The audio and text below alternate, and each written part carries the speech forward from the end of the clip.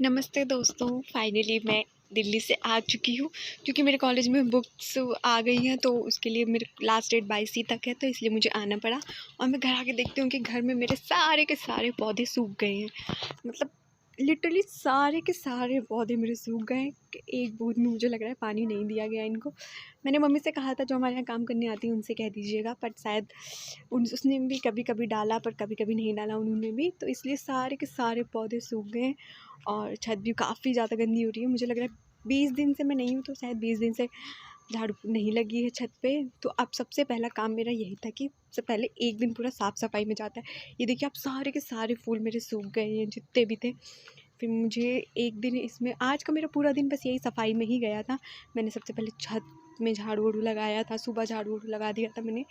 छत में बहुत ज़्यादा गंदी हो रही थी, बहुत ज़्यादा। मेरे को लग रहा है सच में मैं जब से गई हूँ तब से छत पे झाड़ू नहीं लगाया।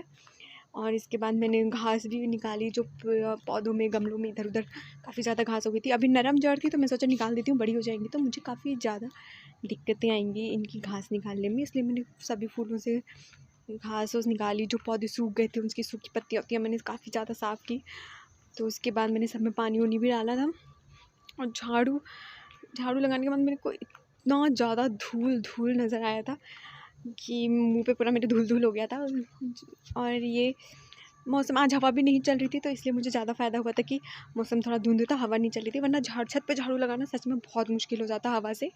इसीलिए अब मैं यहाँ पे उसकी सीढ़ी की सफाई करने जा रही हूँ।